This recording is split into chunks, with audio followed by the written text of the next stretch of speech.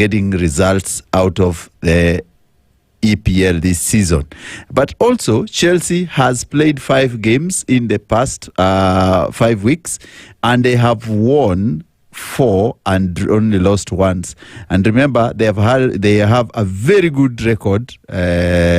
Last week during UEFA Champions League, they played against Ajax and they scored 5-1. They also played against Aston Villa last weekend and they defeated Nottingham Forest 3-0. They have played against Liverpool. Remember that one they snatched from the Liverpool at death. Remember when Estevao scored the last kick of the goal and the last minute. And then there was a game they played against Benfica in the UEFA Champions League, which Chelsea also won 1-0. So now the only game Chelsea have lost in the last 5 matches was against Brighton Hove Albion, which they scored. They were beaten 3-1 by Brighton, but I remember they got a red card, and that altered the game. So Chelsea are in a good state. They are performing very well. I think they are getting their numbers right, and they are scoring at will. So they are. It's these two teams when they meet today. It will be something very good to see whether Chelsea will defeat Sunderland. Sunderland are from Division 1, but they rejoined Premier League this season. I hope that it can go either way. But Chelsea are in that space that I think they're not willing to lose any match. So let's wait for that match. It's a very difficult match, but it's not easy for Chelsea because Sunderland is not a walkover. So let's watch and see how that game pans out at the end of 90th minute. Of course, the other game I was talking about is about Newcastle versus Fulham. And ladies and gentlemen, the Toon is performing well. And I mean performing well because they have the last 5 matches they played, they have won 3 and lost 2. And Fulham are in a very bad space because Fulham, in the last 5 matches, they've lost 3 in a row. So it tells you that the guys from London need to turn up their this evening when they play Newcastle. Because remember, Newcastle played during the week against Benfica. It was a UEFA Champions League at St. James Park, and they scored 3-0. And they had a game against Brighton earlier in the week, in the last weekend, and they were beaten 2-1 by Brighton. But earlier on, remember, they got a good result against Nottingham Forest, which was 2-1, and they had also defeated Union Saint Glories in UEFA Champions League 4-0 away. The other match is which they played against Arsenal at Emirates, and they lost 2-1 to Arsenal. So now Newcastle are not performing very badly, but they are in a space. Only that their last Premier League match they lost to Brighton. It doesn't mean that they are pushover, because remember they are still playing in Champions League and they're playing in EPL. But if you look at the Fulham side, last year they performed very well. They actually ticked all the boxes, but it seems this time it's not happening for them.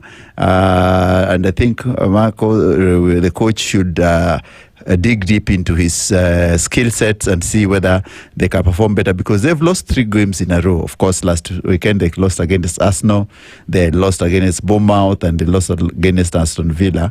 And against Arsenal, it was a narrow defeat of 1-0. And of course, Bournemouth, they were beaten 3-1. And before that, they were beaten 3-1 by Aston Villa. So the only game they won was a game against Cambridge United. I think that was in the League Cup. And earlier on, they won 3-1 against Brentford. So that match is crazy. Liverpool are favourites in that one. And I think Fulham needs to bounce back. If they don't bounce back, then they will be treading on dangerous ground. So I hope that if you're betting, or you're someone who is putting their odds probably at St. James's Park, I think it won't be a walkover for Fulham. So check out and see whether it's going to be what you are anticipating for. And then the big one, of course, I told you the big one is the great Manchester United versus Brighton.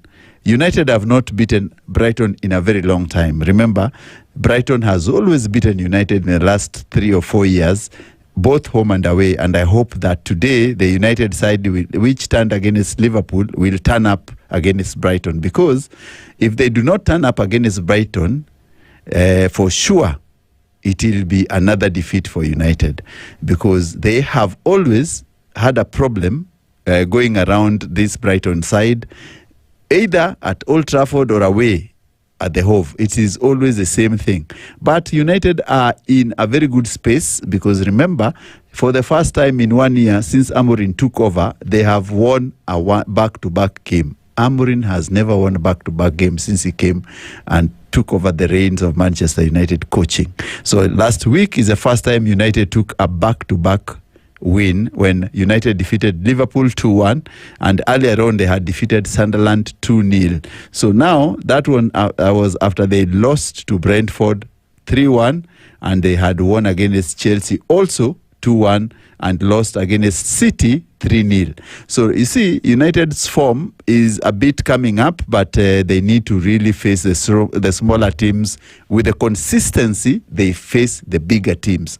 That's the problem. If Amorim does not play the players the way we expect them to step out in that field, the smaller teams have always caused him problems. Mentality is number one. They have to get good mentality. And then let's look at Brighton Hove Albion. Of course, this is where United always stumbles. And today, remember, Brighton, in the last 5 matches, they have not lost a single match. They have not lost a single match. Brighton, the other time, defeated Newcastle 2-1. They drew with the Wolves the other week 1-1. They defeated Chelsea 1-3 at the Stamford Bridge. They defeated Barnsley 6-0, and they drew with Tottenham Hotspurs 2-2. So it seems that this is a team that is going places and is going to challenge even further. Let me look at the last game of the day today, and it's Brentford versus the Poodles. When I call you the Poodles, you know they're the Scousers, or we call them Liverpool. It doesn't matter, or the Cop, whatever you want to call them. Is that if you look at Brentford has won in the last matches, 5 matches. Brentford has won 2, drawn 1, and lost 2. On Liverpool's side, they have lost. Hey, this is interesting. Liverpool onslaught. Liverpool has lost 4 matches in a row, apart from the last win they got over the Champions League during the week. Where Liverpool lost 4. The only win came last Wednesday versus Frankfurt. But let me start with Brentford side. This Brentford side, this is what how they've been performing. Number one, they played with West Ham. They defeated West Ham 2-0 the other week. They were beaten 1-0 by City, or Man City, or the Blues of City, the blue side of City. They won 3-1 against the great Manchester United. They lost 3-1 against Fulham, and then they drew 1-1 with Aston Villa. So you can see they are winning and they're bouncing back with a loss. They are winning, they are losing and bouncing back with a win. And then on the other side, Liverpool, there's nothing to say or to tell you about, because Liverpool has lost 4 games in a row, apart from the Champions League match they had on Wednesday. Ladies and gentlemen, remember, Liverpool only won against Frankfurt on Wednesday. Before that, United defeated them 2-1. Before that, Chelsea defeated them 2-1. Before that, Galatasaray defeated them 1-0. And before that, Crystal Palace did a miracle by defeating them at the end also by 2-1. So they have lost 4 games in a row previously. So that's how your matches look like. If you're going to put your odds or bet, that's how you need to know. That's all you need to know. We'll be digging deep with my co-hosts later on how the performances, the lineups, and how the games will pan out. Of course, I'm in the studio with the DJ Cham on the 1 and 2s. And today, remember, our music is a bit unusual because it goes with sports. and entertainment. It's not how we do it every day, because music is totally different, and this one is about sporty, it's energy, and it's more all that you want. DJ Cham.